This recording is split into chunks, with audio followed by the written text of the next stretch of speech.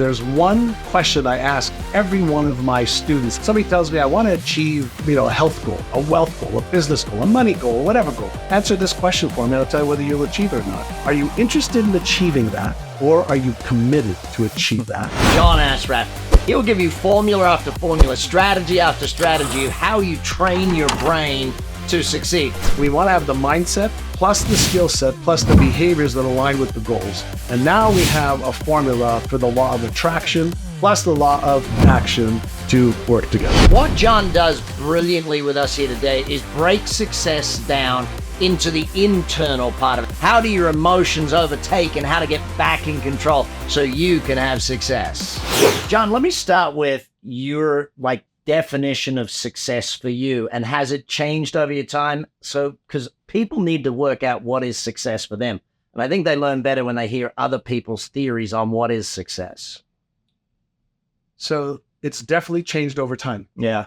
When I was in my teens and 20s, I grew up with a family that didn't have a lot of money, and everything was measured for me and my family was how much money did you make? Because money gave us the ability to do stuff and to not have the fights in the house around money and the screams and the yelling that I heard as a kid. So my definition when I was younger was a lot of money. Yeah.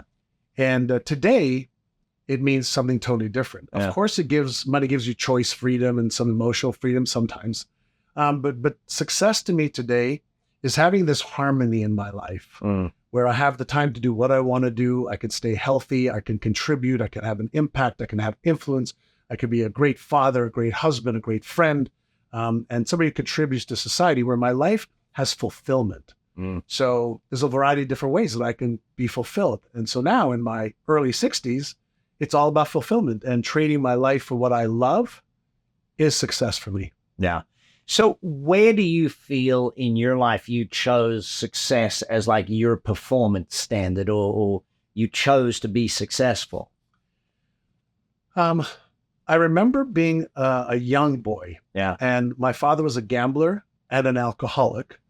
And good combination. Yeah, alcoholic gambler. And he would always spend the money that he made. He was a cab driver. And so he made about $25 a day back then when I was a little boy. Because he used to brag about how much he made, but then he would go to the racetrack and gamble or play cards with his friend. And then 9 times out of 10, he would lose the money. And then my mother would ask, where's the money so she can buy food? And he would say, I'll get it to you tomorrow. Yeah. And so I remember feeling like I will never be poor. Yeah. I remember feeling that, like I will never, ever, ever want money. Now, what's interesting is I became a bit of a rebel when I was a kid. I sold drugs. I did breaking and entries. I stole in stores. I did a lot of illegal things so that I would have money in my pocket, because I didn't know, there's another way to do it legally. Yeah, you met your goals. Didn't have to be a positive way, but you met your goals. I met the goals of having some money in my pocket, and I would give my mother some, and she would always ask me, where did you get that? I said, I got it from a friend of mine. And she knew something was up, but she had a little bit of security from me that she didn't have from my dad. So what is the John Assaraf formula for success? What are the ingredients? What are the components that make someone successful? Without any question, there's one question I ask every one of my students that I learned literally 43 years ago. And it's defined everything that I do. And it goes like this. Somebody tells me I want to achieve, a health goal, a wealth goal, a business goal, a money goal, whatever goal. I said, great. Answer this question for me, and I'll tell you whether you'll achieve it or not.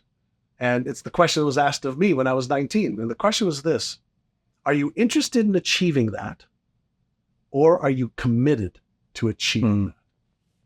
And a lot of people, like I did when I was 19, asked my mentor, first mentor, his name was Mr. Brown. I said, well, what's the difference? And he looked at me square in the eye, Brad, and he says, if you're interested, you'll come up with all the reasons and stories and excuses why you can't. You'll keep repeating the same patterns. You keep coming up with, with people, or this is in your way, or circumstance in your way, and you will keep using those as your rules for life and standards. He said, but when you're committed, he said, you upgrade your identity to match that destiny, that goal, that vision that you want. And then you upgrade your beliefs, and you upgrade your perspective, and you upgrade your knowledge, and you upgrade your skills, and you upgrade your habits so that that becomes the new standard, the new norm. And I remember this as it was yesterday. We were in a restaurant, and he leaned in, he said, so now that you know the definition, are you interested or are you committed? And I can tell you, I said, well, Mr. Brown, I'm committed. And he reached out his hand. He said, in that case, I will be your mentor, your coach. And I said, wow, what's a mentor? So the philosophy of growing into your goals, I think a lot of young people in particular don't understand that when you set a goal, you by nature of setting it can't achieve it. How do you explain to them that you have to grow into your goal, or there's a process of becoming the person? Sure. So no differently, if I said to most people, young or old, can you jog a marathon right now? Put on your running shoes, put on your shorts, put on a t-shirt or a sweatshirt. Can you jog a marathon nonstop right now? Most people say, no. I said, great. But if we set a goal to jog it a year from now, could we learn what we need to do to exercise? Even if we don't exercise at all, could we learn how many minutes should I do today? How much rest should I get? What should I eat? When should I get a massage? How much rest should I have? We could learn all the how right after we set the goal. So first we set the goal not based on current knowledge, skills, beliefs, or circumstances. We set the goal because we want to get our brain locked and loaded on a destination, on a target.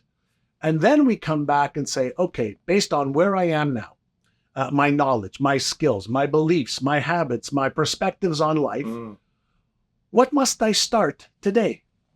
What must I stop today? What do I need to believe about myself in order to make that goal or vision a reality? And then what knowledge do I need? What do I need to grow into? And then what are the strategies that are available? Like, if I don't know how, that's okay. But in the absence of my own resources, I must be resourceful. Oh, yeah. Yeah, I like that. So I can go to ChatGPT today, and I can go, hey, I'm 22 years old, I'm 35 years old, I'm 82 years old. I want to achieve this goal. I don't have any clue how to achieve it. Can you maybe give me an outline of what I would need to learn, what I would need to believe, what I would need to do? And literally in seconds, it spits out, if I don't want to do number one, I don't want to do number two, number three is too hard. I said, great, recalibrate it. Yeah. Expand on number 7. Expand on number 7. And so that's why goals are achievable by just about everybody when they are committed, and especially now. I mean, especially the time we live in today. Right? You want to grow a business? God, call Brad, call ActionCOACH. Right? You want to get in shape. Read my books. Good. You want to get in shape and lose weight and keep it off. Not just lose weight, but keep it off. We know how to do that. Yeah. You want to go across country by bike and do it safely. We know how to do that. So not knowing how should never, ever, ever be an excuse or a stop sign. Let's go back then to when you and the team put together The Secret, the movie, and then the book and all that sort of stuff. Firstly, explain it to everyone that's never heard of it, I guess, is probably the starting point. Yeah, so this gal by the name of Rhonda Byrne had this idea. She was a filmmaker in your part of the world, in Australia. And she said, I want to take some of the things that I've read in the books, from The Science of Getting Rich, from Napoleon Hill's Think and Grow Rich, from Maslow's Laws, from all the best stuff. He said, I want to create a movie about this thing called the Law of Attraction. Yeah. Right? And the Law of Attraction from the metaphysical perspective, right, is we attract that which we're in resonance with. Right? And so if I think positive thoughts, if I think about being healthy and wealthy, or I think about finding this parking spot over there, magic's going to happen. And I think it's a bunch of bullshit, to be honest with you. Yeah. The way that it was mostly taught in The Secret. Yeah. So in the Law of Attraction, it says like attract like. That's not how nature works. If you go down to, the a proton and electron, you put a positive magnet with another positive magnet, it repels. Yeah. So it doesn't hold true at that level. However, if you think about the Law of Attraction slightly differently, and you ask yourself this question: when I turn on a radio, whether it's plugged into the wall or not, and I tune into rock and roll 95.2. Yeah. I'm locked on that station. So I'm locked into the frequency. The tuner in the radio is locked into rock and roll 95.2. What if I don't want to be on rock and roll station? I need to turn the dial, and maybe I go to classical music at 99.5. But both of those frequencies are there. I just need to tune into it. So the way I like to explain the law of attraction is, are you tuning in, mentally, emotionally, physically, and there's one other piece to it, to the thing that you want, or are you focusing on what you don't want, thereby tuning into that station? Or are you kind of like on the station, there's a lot of hissing, and you have a clear signal? Yeah. So the first law is absolute clarity. Yeah. But with the law of attraction, the last 6 letters is action, as in ActionCOACH. Right? Good pitch. Right? But action, and what I've discovered as well is if you add the law of attraction with the law of Goya, the Goya, right? You and I talked about Tommy Hopkins last time we had dinner, right? It was the get off your Assaraf law. Yeah. Right? But you have to do the right things in the right order at the right time. So it's not just action. Because you could be busy doing the wrong things, and you'll wonder, how come I didn't achieve the results? So we happen to live in a physical world, in the non-physical too, but there's precision models. You want to release weight and keep it off? Well, you need to understand some basic math, right? Every pound is 3,500 calories. If I don't exercise and eat properly and maybe sleep well, then I may be, having the wrong formula. So we want to have the mindset plus the skill set plus the behaviors that align with the goals. And now we have a formula for the law of attraction plus the law of action to work together. In going out, and as you said, there's a lot of misunderstanding around it. And you spent years, I think, Larry had you on and everyone had you on sort of thing, explaining Larry King. Yeah. If you were to sit with someone today and sort of help them understand that you can attract into your life whatever it is that you want, how do you get them to believe that factor? Sure. Well, first, I like to help people understand the answer to these questions. Number one is there's been about 108 billion humans that have been born on planet Earth, including the ones that live now. Answer me this question. Were any of them born with any beliefs?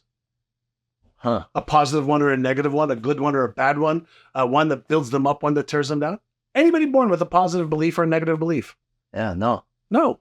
On that same track, were any of them born with any fears? Fear of failure, fear of being rejected, embarrassed, ashamed, ridiculed, judged, abandoned, unloved? Anybody born with any fear? Nope. No. What about a self-image or self-worth of how worthy you are, how deserving you are? Anybody born with any of that of 107 billion humans? No. So when I go to, so you believe what you believe currently because of maybe your parents. Okay, they did the best they could. Maybe your teachers. Maybe your siblings, your brothers, your sisters, maybe your friends, maybe the school you went to. So we, television, radio, comic books, whatever it is, we started to create these beliefs, which in the brain is nothing more than cells that got activated and connected. And then the beliefs that were reinforced, usually by the environment that we lived in, our homes, our schools, became dominant belief patterns. Well, isn't that any different than if you have a shitty computer programmer that doesn't write code properly? You have terrible software versus somebody who knows how to code really well. So is it possible that a belief is nothing more, a self-image is nothing more, a fear is nothing more than a pattern that's been reinforced in the brain? And based on the new research of neuroplasticity, we can actually deactivate, decommission, get rid of, set aside the disempowering, destructive, or negative ones, and we could deliberately and consciously create new ones now. So if you want to believe your beliefs, there's a problem. Yes. But if you're ready to learn that all my belief is a reinforced pattern in my brain. And both positive and negative. Positive, negative, constructive, destructive, empowering, disempowering, doesn't matter. From a pure neuroscience perspective, just leave the emotions out of it. But a pure neuroscience perspective, it's nothing more than brain cells that fired and wired together. You're on the Big Success Podcast. We're going to get back on Innercise. John Assaraf's going to teach you how to change the way you think, the way you go about it, and your levels of success. From financial advice to hairstyling, fitness training to auto parts, no matter what your product or service is, you've got to sell to stay in business. In Instant Sales by Brad Sugars, he delivers techniques for infusing your business with a powerful sales ethic and creating super sales success. Pick up your copy of Instant Sales today. And we're back. Innercise. John, talk to me about exercising the brain. Yeah, just listen. You can exercise your bicep muscles, your quads, your butt, your whatever, and you do sets and reps and different exercises, and your hopefully muscular system gets stronger. Your muscles get stronger. Your cardiovascular system may get stronger.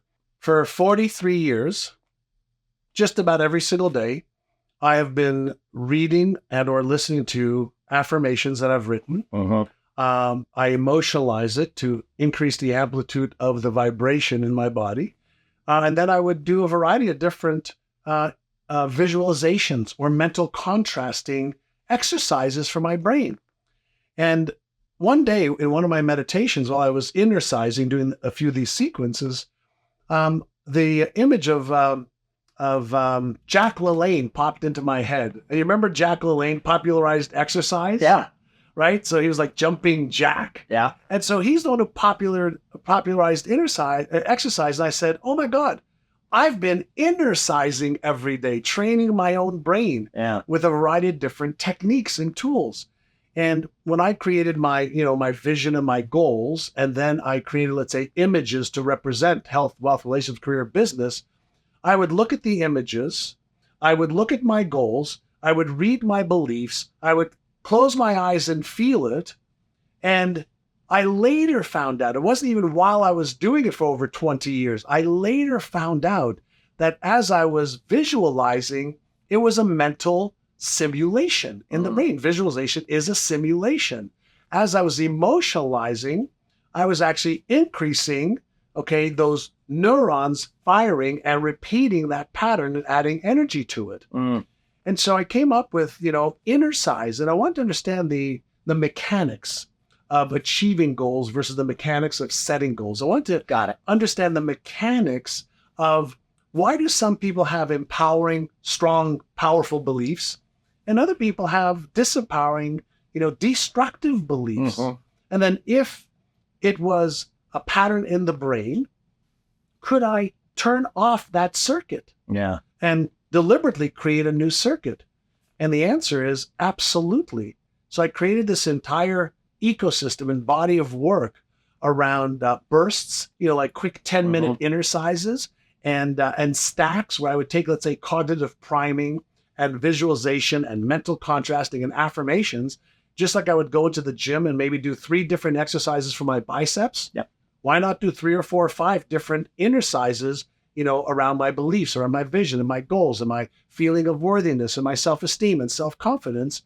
And so I did that, and I've had over 100,000 students innercising in the last 8 years, and the results they're getting by working on the inner game while they upgrade their knowledge and skills. Right? It's not just do this, but once you believe that you deserve it, once you believe that you can do it, once you believe that there's a path, then you start thinking, well, how can I do it? So when you innercise and you strengthen your mindset and you shatter the limitations and the obstacles, and then you upgrade your knowledge and skills of what do I need to do, and then you start to develop the right habits, and there's innercises for that, you can start to achieve what I call is predictable success. So we take possibility of success and create a more predictable path for it. And so I just fell in love with Innercise. I trademarked it. I have been building this entire ecosystem around it within, my app and all that stuff. And I love the app. I'm going to get to that in a moment. Sure. I want to deal with the gorilla first. The gorilla to me is one of the things that when I read Innercise, I sat there and I went, there were 2 things that stuck out to me. One is my gut health, and I'll get you to deal with that in a moment. But the dopamines, etc. Sure. But fill me with the gorilla. Why do we have the gorilla, and how does it play out? There's 2 parts to the gorilla. I think everybody that's watching has heard about the conscious mind, right? Yeah. Conscious mind. I can choose what I want. I can say, well, here's why I want it, and here's why I want it, and here's how I can achieve it. And that's all great. And you need that. It's no different than, you need gear 1 in your car. Yeah. And gear 1 gets you going. But if you want to slow down, let's say, the engine and go faster, you go into gear 2, then go to gear 3 and 4 and 5. So the gorilla, represents the subconscious condition, the subconscious mind, which by all accounts of the research now controls 95% of our thoughts, our emotions, and our behaviors. And the question is why? Like, why? What is this subconscious mind? How did it become trained or conditioned? And why are so many of the processes automatic? And so our creator, whatever you believe, created you and me and everything else. I don't care what you call it, but there's this intelligence that's within us and created us. Said, listen, anything that you repeat, a thought pattern, I'm good enough, I'm not good enough, I'm smart enough, I'm not smart enough, I'm worthy, I'm not worthy, I can do this, I can't do this. Anything you repeat and feel, over a period of time, the brain just says, you've done this so much, you've taken this action, or you've procrastinated, self-sabotage so much, or you've earned this much. Okay, I'm just going to automate all of the underlying processes to conserve energy.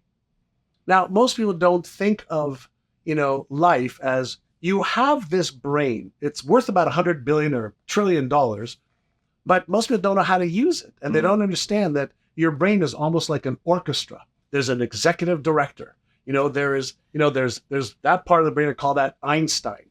But there's another part of the brain that I call either Frankenstein's monster or this gorilla part of your brain that says it doesn't matter what you want. You are going to think and feel and behave based on how you've been conditioned to think, feel, and behave and expect. So this 800-pound gorilla has got all of these automated processes so that you don't have to think. Yeah. You don't have to consume a lot of energy. Just like you're not thinking about digesting, but you're digesting. You're not thinking about, what's happening to the air that you're breathing. Where does the hydrogen go? Where does the oxygen go? Where does the nitrogen go? Where does the carbon go? What happens with the, carbon dioxide that comes out of, my mouth? So all of these automatic processes is this 800-pound gorilla. And if the 800-pound gorilla is well-trained, you can achieve anything you want in your life because it's automatic. If I took away all of your success in every area of your life, it wouldn't matter because you already have the patterns of what it took to get there. Got it. So you'd automatically, I need to think this, I need to strategize this, I need to do this, I can call this person, that person, don't do this, and that would be automatic. And so this 800-pound gorilla, in many cases, we just need to retrain the gorilla so that the gorilla aligns with what I consciously want. And hence, go back to, that's why I created Innercise, is that is one of the best ways to train the gorilla. Yeah, I love the aspect of you talk about how the gorilla's goal is to keep me safe and to keep me alive. Yeah. Where does that come, or how does that play out, I guess? Sure. So if you think about, again, I'm going to talk about being human. Yeah. Okay. What is the number one priority of the human species? Stay alive. Survival. Above all else, survival. Number 2 priority. And this is exactly how the brain makes actually its decisions. Number 2 priority is avoid any pain or discomfort, whether it's real or imagined. Real or imagined. Okay. So that's number 2. Number 3 is conserve energy while you do number 1 and 2. And then number 4 is gain pleasure. Have fun. Have great sex. Eat great food. Eat the stuff you want to eat. Do the things you want to do. So the hierarchy of how our brain makes decisions is this safe and secure? Will this affect my life and hurt me in any way? Yes, no. Go to the next step. Is there any possible danger here? Can I lose money? Can I lose my time? Could I be embarrassed? Could I be ashamed? Could I be ridiculed? Could I be judged? Could I be rejected? Could I be unloved?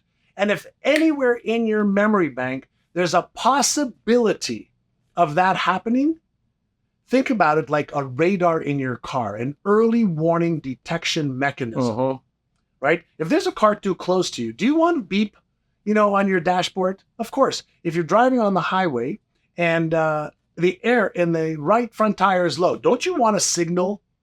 Well, this part of our brain, I call Frankenstein's monster. Yeah. Frankie's monster is always going, what if negative? What if you fail? What if negative, negative, negative, negative? So the Einstein part of the brain says, here's what you want. Here's how good it will be. Here's how you can do it. Here's how it will feel. Here's who you can help. Here's how to do it. But the other part of your brain is the brakes part of your brain. Yeah, you always want a brake on your car or your motorcycle, right? You don't just want to have gas. So this early warning detection mechanism is a highly sensitive part of your brain that will just give you a signal. Now, here's the problem. The signals come in the form of feelings. So we have this emotion or feeling of fear. And the automatic reaction that's biologically embedded into every human being is fight this thing, run away, or be still and freeze. So when most people are in a state of fear or doubt or worry or stress or anxiety, left unchecked, panic, they don't have the skill of what do I do when this circuit has gone off in my brain? It's just a circuit. Well, what do you do if you don't want the light on in your room? Turn it off. Well, what if you don't like a TV channel? You change it, right? Well, what do you do when you have the stress circuit activated or the fear circuit activated or the worry circuit activated? Have you ever considered that it's just a trigger that went off to make you aware? And now if you, let's say, practice an Innercise called Take 6, Calm the Circuits, in less than 60 seconds, you could turn off the switch. If you practice the physiological sigh, 30 seconds, the circuit goes off and the other circuit comes back on, the executive director, the CEO of your brain, the orchestra leader. Well, the problem isn't fear. The problem isn't stress.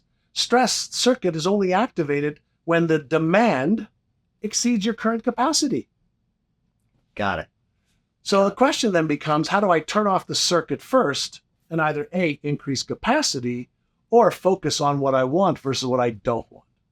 So we never blame, the feeling.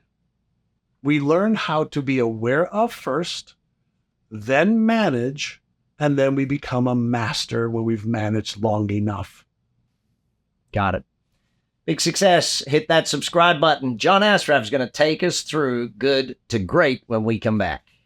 John Assaraf, the Brain Whisperer, is one of the leading high-performance success coaches in the world. Today, he is CEO of MyNeuroGym.com, a neuroscience-based company dedicated to helping individuals strengthen their mindset. To learn more about John Assaraf, please visit johnassaraf.com. And we're back. John, good to great. When you started out in real estate way back when, you didn't set a goal of doing okay or doing good. You built $4 billion a year plus in sales, 1,200 team members.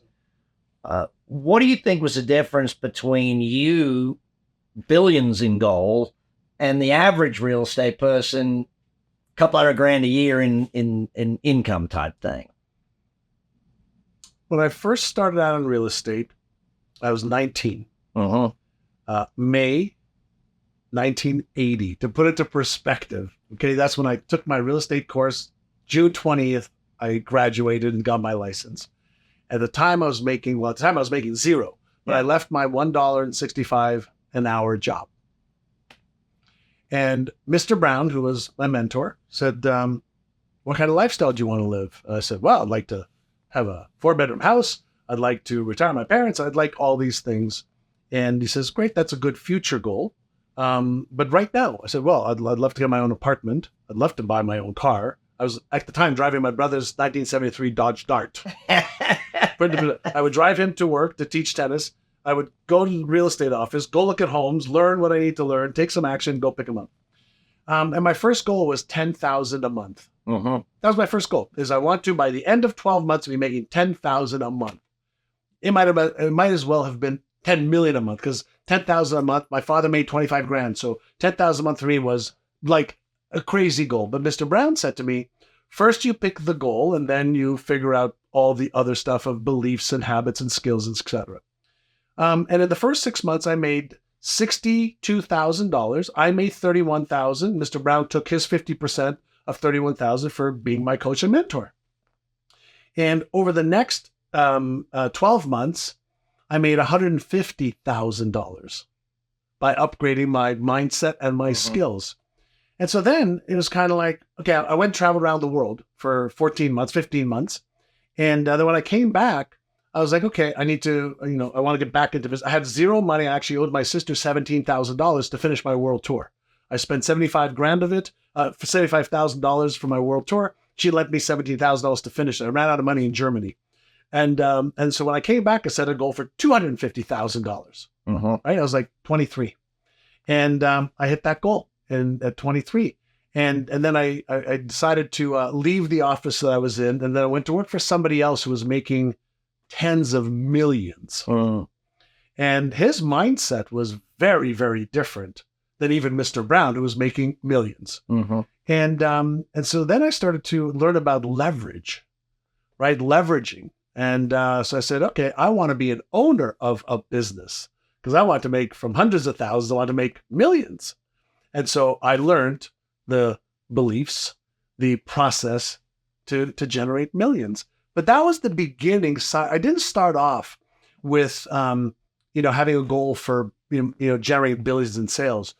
But as I started to study more about the human brain, my own, my mindset, my beliefs, how that drives perspective and behaviors, as I started to study spiritual laws as well, of everything being energy, I'm tuning into whatever frequency I want by what I'm focusing on, and my vision and goals determined what I'm focusing on. Every day I would look at my vision board, my written goals, my visual boards, and I would see and feel myself being able to achieve it. Even though when I was doing it, there was a little voice in my head that says, bullshit. Yeah. Bullshit. That's not true. You're not making that. You're not earning that. And I would learn how to override that inner critic. But I was taught what this inner critic is. So I started to learn what to do and how to do it and why. And so when I bought Remax for the state of Indiana, as I mentioned to you in previous conversation, it failed twice. And I set a goal for $1 billion, when I first started. And 5 years later, we hit $1.2 billion. And then we were stuck. And I was like, why are we stuck? There's room for more.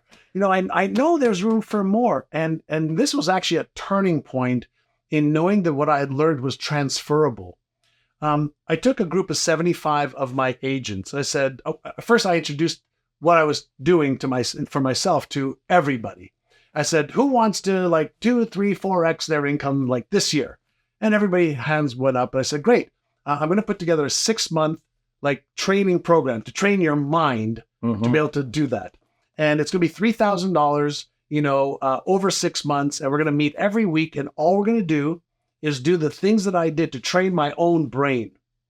And obviously most of the people said no, but 75 people said yes. They paid their 3,000 grand. And every week for 6 months, I worked with them on creating the new identity, the new beliefs, the new scripts that they needed to record and listen to. And over those next 6 months, we took their incomes for them previous year, same time. And over the next 6 months, those 75 agents increased revenue by 100 million more than we did the sales, not revenue. 100 million more in sales than the same period the year before. And so then I taught it to all of my agents for free. And then we went to $4.5 billion a year in sales within 3 years. Well, hey there, and thanks for listening. I've noticed that 78% of you are brand new, which means you haven't hit the subscribe button yet. By subscribing, you help us bring on even better guests, better quality content, and serve you better with even more podcasts. So please hit that subscribe button. It only takes a second. It makes a huge difference. If you support us, we're going to support your success and help you achieve big success together.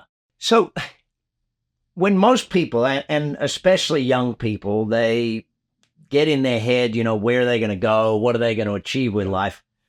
The B word is massive. I agree. It seems $1,000 to $1 million. Yeah. It's huge. Yeah. How do we get people to understand that it is one rung of the ladder at a time type thing, but still have that massive goal around? Yeah, the first thing, there's two ways to set goals, is what I've discovered with certain people. When some people set big goals, the fear, the uncertainty, the doubt is so overwhelming, it just shuts them down. It actually deactivates their motivational center. And for other people, it actually excites them. So for one person, it might activate dopamine and the anticipatory reward neurochemical dopamine, and they're like, let's figure this out. For other people, they are frozen or they sabotage. So whenever I work with anybody on setting goals, I also teach them emotional management. Why? Well, by the very way the brain works, is the brain needs what? Give me the specifics of what you want to achieve. Great, I'm going to write that down. When do you want to achieve it by? Great, I'm going to write that down. How are you going to achieve it? The brain wants to know how. Because in the absence of, well, how? Like what action steps are you going to take today, this week, this month? And in the absence of how, the brain says, I have doubt. And when a brain is in doubt, it activates stress. When we're in stress, we might activate fear. Now, the stress circuit, fear circuit, doubt circuit is directly connected to the behavioral circuit. So when we're in doubt, fear, anxiety, stress, worry, the motivational circuit and behavior circuit actually shuts down. And the average person doesn't know, how do I deactivate that and activate the motive for action, the motivational circuit? So what shuts them down is not that they can't. What shuts them down is they don't have the skill to manage the energy in motion, emotion called fear or doubt or stress or worry or anxiety. So now when we help people set big goals, if you want to set big goals, I'm good with it, but understand something. If you don't have all the pieces of what you're going to achieve, when you're going to achieve it by, how you're going to achieve it, who's going to help you, etc., then your brain by default will go into a doubtful state. Got it. So now when you are in a doubtful state, what techniques will you use to get out of doubt and into certainty? Now it's a skill set issue, not a goal setting issue. So that's how we do it. So if you find that setting a $1 billion goal, scares you and immobilizes you, freezes you, or you're frozen, you're sabotaging, lower the goal. Lower the goal so that there's enough fear, just enough. What most people don't understand is obviously we have neurochemicals, cortisol, epinephrine, norepinephrine, dopamine, serotonin, oxytocin, all of these neurochemicals. And they're no different than like different spices, right? So you want spicy, like you'd never put cinnamon, in certain things. And you'd never put ginger in certain things. Yeah. Well, the perfect cocktail for goal achievement is a little bit of stress, a little bit of like that extra power, like little rocket booster fuel with a little bit of dopamine, serotonin, and oxytocin. So in the right combination of, I don't know exactly how to do it. It kind of scares me. It kind of excites me. Okay. But the reward is the payoff that I want. We want to actually get a really good combination of that. And what combination is great for you may be terrible for me. You might like a little bit more of that amped up feeling. Yeah. And other people go, oh, no. I have to be totally relaxed because I can't function if I'm not. So each person is different. I always give people, two options in setting goals. Set a goal that you don't know exactly how to achieve, but you can see yourself doing it with a little bit of effort, and you see that there's a light at the end of that tunnel. Yep. So you're a little scared, but you can see that there's, I can see myself there. And there's other people like me that I said, give me a big, hairy, audacious goal that I have either no idea how to achieve, but because I've instilled the belief that no matter what it is, I could figure it out, or I could find somebody that has figured it out, somebody that can help me, I base my goal setting, my vision, based on what I know I can find and find a way to. And so I'm good setting big goals and then reverse engineering, how to get there. If you think about going to Mars, at one point, it was like, are you crazy? Oh, yeah. And now we're, people are thinking of colonizing it, right? Elon Musk and a few others. And so for some, that's impossible. And for others, it's I'm possible and I can do this. So know yourself. But if you're new to goal setting and goal achieving, start off with what I call is a goal that'll stretch you to build your self-confidence. Start off with a goal that you are committed to finishing. And this is where, a lot of people make the mistake of starting stuff. I prefer to teach people how to finish stuff. So reduce it to the ridiculously small so you can develop the belief that I finish what I start unless I choose to opt out, right? And most people don't finish what they start. So we're going to come back to some of the stuff we talked about earlier. Are you interested or are you committed to the outcome? We're going to start off as that basis. Whenever I set goals today, I always ask myself that question, John, you got this great idea, but are you interested or are you committed? Like, I know what it takes. Like, what it takes, right? And if I'm not prepared to do the work to change, I didn't even start. I was like, nope, take that off there. Yeah, not even worth starting if you're not committed. But you're better off setting a small goal and achieving it, and then setting another goal and achieving it, and setting another goal and achieving it, then failing at 3 of them because now you've developed an identity of a starter, not a finisher. Got it. And I'm more concerned with the identity Of being and the belief of being a finisher. You've coached a whole bunch of people for many, many years. You've done it yourself. What is the difference between a business that grows and a business that scales? Well, systems and processes for leverage by far. Yeah. Right. But first and foremost, every business should have a really good product or service. You should start off with, it's like a chef wants to start with great ingredients, and then people, right? A business, people having, like when you and I talked, you've got people that have been with you for a long time. Yeah. So hiring, managing, incentivizing really, really good people. And then upgrading their knowledge and skills so they're consistently growing. And then how can you create leverage points through processes, systems, tools, so that you empower them and create more leveraging opportunities? And so those, I think, if you can get those systems in place, and there's obviously a variety of different systems in every business, but everything starts off for me with what's the vision, what's the goals, what are the strategies, what are the tactics, what are the timelines, what are the tools, what are the resources, who are the people, right? Who are the people, right? And then empower them. And in business, I have a guide me, show me, teach me, encourage me, let me go. Got it. So kind of like that's my philosophy with my team. So we've seen the apps for workout apps, the 90-day workout, the 30-day plank challenge. How did you come up with an idea for an app for training the brain, the Innercise app? So when I used to teach, whether it was entrepreneurs or anybody else, whether to grow your business or make more money, I would help them with their strategies. Here's what you need to do. And then let's say we talked a week later or a month later. Hey, how's it going? I'm so busy. Haven't had time. Yeah. What? You were so motivated. You wanted to do it. I said, what's holding you back? So the first part is I discovered there were really only 4 things that hold anybody back from anything. Number 1 is limiting beliefs. Number 2 is fear. And there's 50 different types of fear. Number 3 is their self-image or identity. Number 4 is they lack the knowledge and skills. Right. Fear, by the way, happens to be an emotion. There's 5 other core emotions. And so when I created these Innercises for me and for my kids and for my friends, I then created some for some of my clients.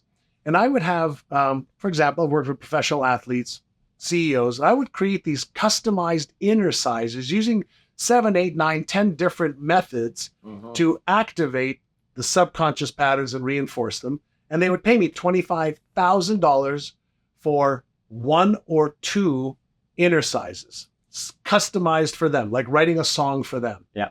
And then I created some programs for money and fear and procrastination and weight loss and business. And in addition to helping people with the strategies of what to do, I gave them these Innercises. I said, listen, Innercise number 1 for 1 week, Innercise number 2 for 1 week, Innercise number 3. And I created these 9, 10, 12 Innercises. And people would like, I don't know what's happening to me, but I have more confidence, more certainty. I feel unstoppable. I'm taking action where I didn't before. I'm not sabotaging anymore. And my programs were $1,500, $5,000, $10,000. And I've been able to help, 30,000 clients a year with the programs I've custom made for those topics. And I have this goal of how do I take the work that I do and reach millions of people that maybe can't afford $5,000 or $10,000. So thank you, COVID. I had a lot of time on my hands. I wrote 500 plus Innercises for health and wealth and sales and leadership and business success and financial success and wealth mindset. I wrote 500 different Innercises, 10 to 20 minutes long. And then did a whole bunch of video trainings as well. I said, well, what if I created an app that people could get access to it and everybody in the world can afford it? And so I created the app and lowered the price to, ridiculously low investment, per month or per year. John, final question. Best advice you ever got on success, or the best quote you ever read or heard on the subject of success? Oh, God, there's so many. A couple of them. So number one is you will never outperform your hidden self-image of yourself. Got it. Lots to think about there, too. Yeah, you'll never outperform what you really, truly believe you deserve and are worthy of. So that's number one. And if you do achieve more, you'll self-sabotage and have imposter syndrome rule your life. Another one was you have to, and this is along the same line, you have to develop the identity, the character traits, the beliefs, the identity that matches your vision and destiny. And so when we think about, what is identity, it's the different pieces of my self-worth, self-esteem, my beliefs, my habits, my character, and my standards. Right? So if I have low standards, I perform at the level of my standards. If I have high standards, I perform at the level of my high standards. And we're not taught a lot about standards, when we're kids. And we're not old enough when we're formulating these ideas of what are your standards, 7-year-old, 10-year-old, 15-year-old. It's only when we start getting a few bloody noses, and we, one of the things I love about competitive, whether it's sports or spelling or knitting or Rubik's Cube, is it challenges you to get better. And school can challenge you to get better as well. So in every area of your life, there's a choice to make. What level do I want to play at? What is the level of my standards? Is it kindergarten level? Just go play around, have fun in the sandbox. Is it grade school level? Right, I'm going to compete a little bit and see if I can do better than the other kids, but have fun. High school level, university level, pro level. In the pro level, there's the pro level within the pro level. Then there's the all-star team, there's the Hall of Fame. Like what?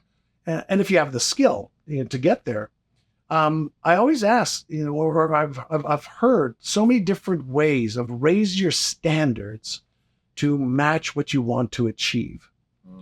And so I'm always asking, what are the beliefs that I need to have in order to achieve this thing? What skill or knowledge do I need to have to achieve this thing? Or who do I need on my team that has the knowledge or skills? What do I have to start? What do I have to stop? And what habits must I create? And the reason for the habits, and this is I'm going off, an answer, is the habits control 95% of your day. Yeah. So what is a habit? Right? So what is a habit? Nothing more than a set of automatic processes that have coalesced together. And that's the way it is. That's the way it is. Big success is coming your way. John Assaraf, follow, like, share, study, read, do all the things. We'll be back next week with more of your success. You've been listening to the Big Success Podcast with the #1 business coach in the world, Brad Sugars. To learn more about how to achieve business and personal success, as well as how to level up or listen to past episodes, visit www.bradsugars.com.